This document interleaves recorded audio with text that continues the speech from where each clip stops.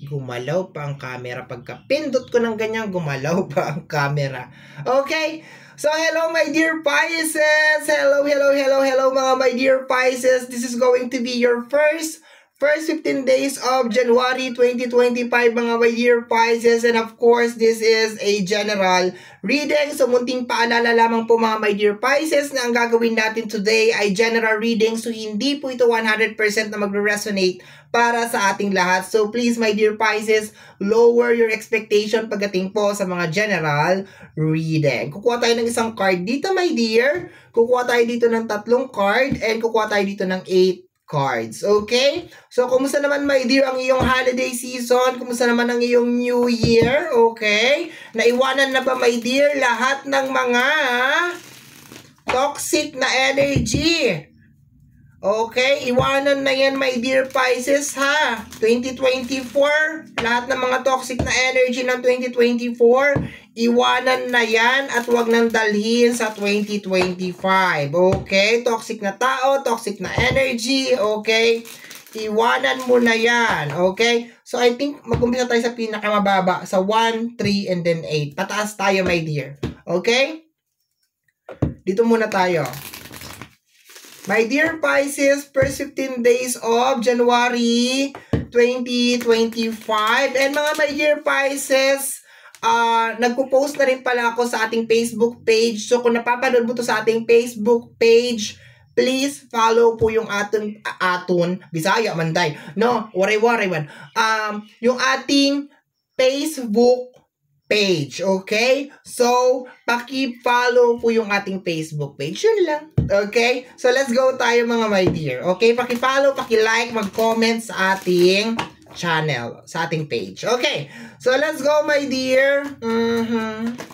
Wala kasi masyadong followers yung Facebook. Okay? I wish I could share my good news with you. Okay? So, you are wishing my dear Pisces na sana pwede kong ma-share sa iyo itong mga bagay na nangyayari sa aking magaganda. Itong mga magagandang bagay na nangyayari sa akin ngayon. Okay? So, meron kang pag-aalinlangan or baka hindi mo na pwedeng gawin. Okay? So, dito my dear, meron kang tinutukoy na tao. I wish I could share my good news with you. Meron kang tinutukoy na tao, my dear Pisces. Pero, medyo, ano ka na, my dear? Meron ka ng break. Meron ka ng preno, my dear. Ayaw mo nang mag-share sa kanya kasi baka backstabber siya, or baka insecure siya, or inggitera siya, or kung ano man ugali nito, my dear, okay? Or baka iniwanan ka, my dear, or nag-i-exist ka lang sa kanya. Pag meron ka, pag wala ka na, iniiwanan ka na niya, 'di ba? So, maganda tong energy na to, my dear, kasi parang naglalagay ka ng boundary, my dear Pisces. Naglalagay ka ng parang pader na, oops, hindi ko pwedeng sabihin sa kanya to. Kasi pag sinabi ko sa kanya to, pwedeng mangyari to, pwedeng mangyari yan. Okay? So, dito na tayo, my dear, sa energy ng 3 cards. My dear Pisces, so maganda siya, my dear, kasi meron nangyayari sa iyo. Meron kang good news. Okay? Yun nga lang, parang hindi mo siya pwedeng i-publish, or medyo pili lang siguro, my dear, yung pwede mong mapagsabihan nitong nangyayari sa iyo. Okay? So, let's go, my dear. Kuha tayo ng 3 cards dito, my dear Pisces. Energy ng schedule, manage, pagpaplano, my dear, okay? So, very organized ka, my dear, sa first 15 days of January, okay? Medyo nagpreno ako. Dinoble check ko siya, my dear, okay? So, yes, kasi pwede naman, my dear, na this is a payo. Pinapayuhan ka ng card, my dear, na maging organized ka. Pero nakukuha ko dito, my dear, is organized ka pagdating sa time, 'di ba? On time ka, kung meron ka mga appointment, ayan. Kaya nagkakaroon ng good news, okay? Kasi handle mo yung iyong oras, okay? Handle mo kung ano yung mga gagawin mo. Talagang naka-organize, naka-plano, on time ka, very focused ka, very dedicated ka, my dear. Kaya nagkakaroon ng magagandang resulta, okay? So, maganda, my dear, yung energy. Okay, kunin pa natin yung 2 cards. This is the energy of commitment. Okay? Nakikita mo naman, my dear, yung ating card, okay? So, hindi hadlang sa'yo, my dear, yung mga, alam mo yon, yung mga obstacles, okay? You're committed, my dear, sa mga, kunyari, sasabihin, bukas ng umaga magigising ako ng alas 8, magigising ako ng alas 5, magigising ako ng alas 6, maaga akong papasok, maaga ganito, bukas maglilinis ako.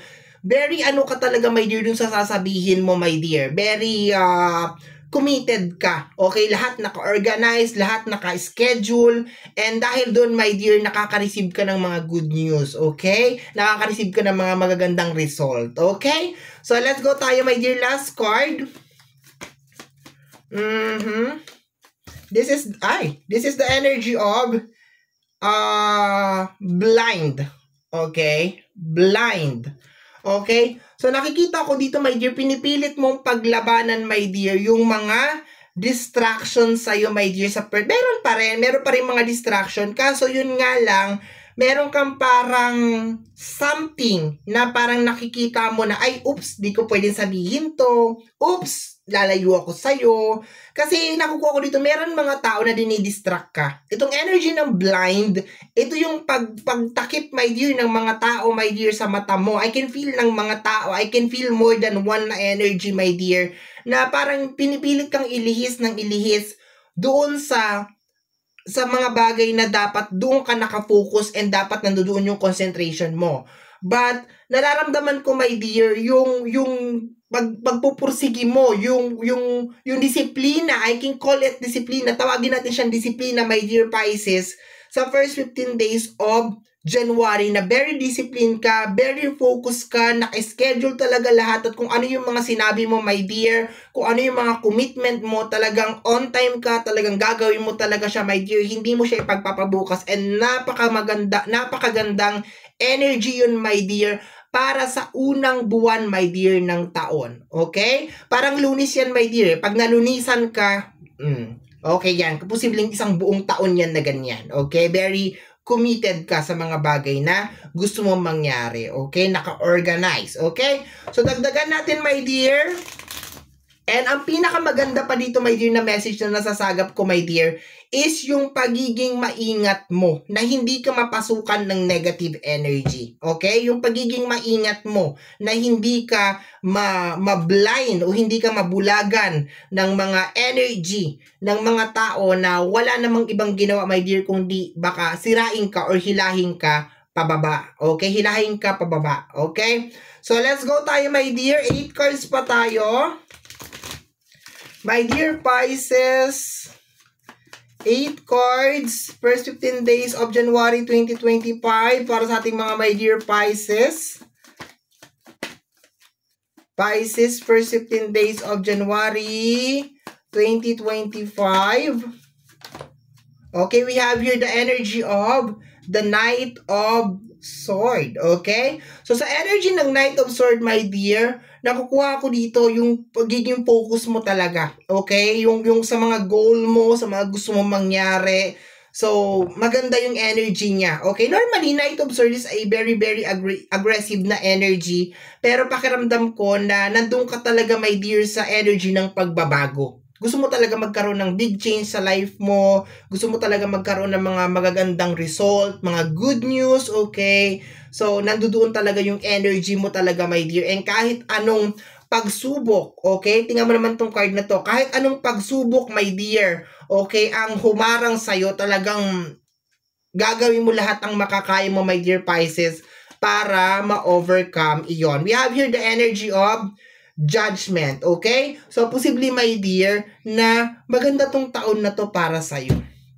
Okay? I have this feeling, my dear, na maganda tong taon na to para sa'yo. Okay? Hindi ako nakapag-reading ng para sa isang buong taon mo, my dear, pero pakiramdam ko na maganda tong taon na to para sa'yo. Parang maraming mga bagay ang posibleng magbukas para sa'yo, my dear, sa taon na to. Yun nga lang, kailangan maging alerto ka lang talaga, my dear, dito sa mga energy talaga na parang gusto ka talagang ilihis. And so far, sinasabi naman, my dear, ng card mo dito na yes, nagiging alerto ka, my dear, nagiging maingat ka sa pag-share ng mga good news, okay? Nagiging maingat ka, my dear, na hindi ka maapektuhan ng mga energy, okay, ng mga tao sa paligid mo para hindi ka ma-distract. And maganda tong energy, maganda tong nangyayari sa iyo, my dear Pisces. Nagugustuhan ko siya. Okay, next energy, my dear. Next, we have here the energy of the Seven of Wands. Ayan, very defensive na energy ng Seven of Wands. Naglalagay ka, my dear, ng bakod. Naglalagay ka, my dear, ng boundary. So, kung no 2024, yung tao sa buhay mo, yung mga tao, labas-pasok lang talaga sila, my dear, sa buhay mo, 'di ba, nakikialam or nakokontrol ka nila. This time, hindi. Naglalagay ka talaga, my dear, ng bakod. Okay? Pinoprotektahan mo, my dear, ang iyong energy, ang iyong peace of mind, yung mga goal mo in life, mas focus ka, mas determinado ka, and napakaganda talaga, my dear, ng energy niya. Okay? So, 5 cards pa tayo, my dear. 5 cards pa tayo, my dear. We have here the energy of the Chariot. Posible din, my dear, na baka meron ka mga planuhin na travel, okay? Or baka meron mga energy na nararamdaman ka, my dear, na may kinalaman sa travel, okay? Very brave, my dear, yung energy mo sa energy ng Chariot. You are ready, my dear, to explore the world, to explore the 2025, my dear. Makipagsapalaran, isabak yung sarili mo, my dear, sa mundo. Napakaganda, my dear, ng energy. Nararamdaman ko yung energy ng change, ng gusto mo ng pagbabago over here, gusto mo i-grab yung mga opportunities. Ayan, napakaganda talaga, my dear. Okay. Meron ka mga gustong baguhin, my dear, sa 2024. At yun nga, yung ayaw mong dalhin sa 2025 yung mga energy na yon. Okay? Last 4 cards tayo, my dear. We have here the energy of the 10 of Cups. Okay?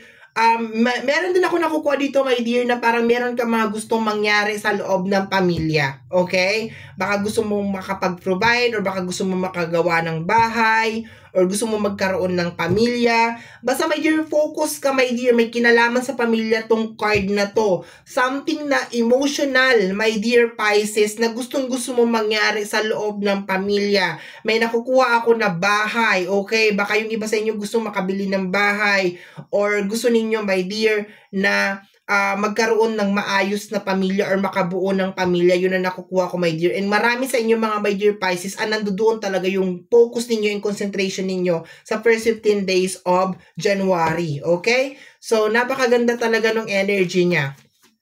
Next, my dear, is the energy of the 8 of Cups. Kung makikita mo lang dito, my dear, sa table, partner kasi yan siya. Kaya siya 8, okay? Kaya dito sa unang card, sinabi ko, my dear, na meron kang gustong mangyari na may kinalaman sa pamilya. Ayan siya. Kung makikita mo naman dito, 8 of Cups, ang partner naman niya, my dear, is yung Judgment card natin. Ito, my dear, yung pagtalikod sa mga emotional, controlling, manipulative, nagmamanipula na energy. Ayan, my dear, tumatalikod ka na, my dear. Okay? So, finally, baka magkakaroon ka na rin, my dear, ng lakas ng loob na umalis sa isang sitwasyon na parang hindi ka nag-grow, wala ka nagiging benefits, baka natitake advantage ka lang din. So, napakaganda dito, my dear, kasi ayan, nararamdaman mo talaga yung energy, my dear, sa first 15 days of January. Baka hindi ka na mag-grow dyan, o baka hindi na mag-work yung connection ninyo. Kaya you are finally moving out. Aalis ka, my dear, o tatalikuran mo, or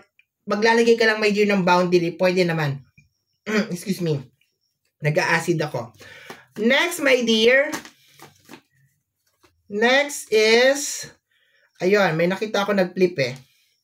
The Ace of Pentacles, partner niyan is the 7 of Wands and the Ace of Pentacles. Ito yung mga blessing mo, my dear. Sabi ko nga sa'yo, ang ganda nung nararamdaman ko na energy sa'yo para sa taon na to. Okay? Ayan nilalagyan mo, my dear, ng boundary. Kumbaga parang hindi nyo pwedeng agawin sa akin to. Para sa akin to. Blessing ko to, akin to. Okay? Nilalagyan mo, my dear, ng boundary or nilalagyan mo ng, alam mo yun, limitasyon yung mga tao sa paligid mo. Okay, yun na nakukuha ko dito. Pinoprotektahan mo, in short, itong Ace of Pentacles, my dear Pisces, na parating sa'yo, my dear, sa taon na to. Okay? Ang ganda. Sobrang ganda, my dear. Last card tayo, my dear Pisces. Last card. We have here the energy of the world card. Ayan. So, marami, my dear, ang mag-i-end sa inyo, my dear. Mag-i-end. Marami kayong iiwanan, my dear, sa 2024. Napakarami ninyong iiwanan, my dear. Okay? We have here the 5 of Wands, the hidden message. Ayan. Yung mga away, hindi pagkakaunawaan. Yung sobrang pagbibigay, my dear, sa pera. Yung sobrang pag-aabuso. Pakiramdam ko maraming naabuso sa inyo last year. Marami kayong mga tinulungan, my dear Pisces, na parang mga walang utang na loob. Okay? So, finally, parang tatalikuran mo yun, my dear, and mag-move on ka, my dear. Yun na nakukuha ko dito, my dear. Very, very nice, my dear, na energy. Hindi ka na, my dear, papatol sa mga ganito. Yung mga walang saysay, my dear, na gulo, away, chismis, yung mga hindi ka nag-grow, wala naman nagiging benefits sa'yo, wala naman nangyayari sa'yo, my dear. So, napakaganda, my dear, na energy. Kung meron man mga tao, my dear, na hinihila ka pababa, I think, my dear, alam mo na kung anong gagawin mo sa kanila. Okay? Yun na nakukuha ko. You're putting boundary, you're putting limitation. Hindi ka na, my dear, natatakot kung mawawala man sila sa buhay mo. Kasi alam mo naman siguro, my dear, na hindi naman nakakatulong. Wala naman kahit anong benefits. Wala naman nangyayari sa'yo. Paulit-ulit yung cycle. So, hindi ka magdadalawang isip, my dear, na tanggalin tong mga tao na to sa buhay mo. And very, very nice talaga yung energy. Congratulations sa lahat ng mga blessing. Congratulations sa lahat ng mga achievement. Madalang ka lang, my dear, magkaroon ng ganito kagandang reading. Okay? So, my dear Pisces, yan ang reading mo para sa yung first 15 days of January 2025. Somehow, my dear, kung nagustuhan mo to, especially kung napadaan ka lang, don't forget to subscribe. Pag-click ang notification bell para ma-update ka sa aking mga upload kung napapanood mo to sa ating YouTube channel. Kung sa atin ang Facebook page naman, my dear, paki-follow, my dear, ang ating Facebook page. Free to like, free to share, free to comment sa lahat ng ating mga videos. Once again, my name is RJ, also known as Apo J. Maraming salamat po, and until next time, bye-bye! Thank you, my dear!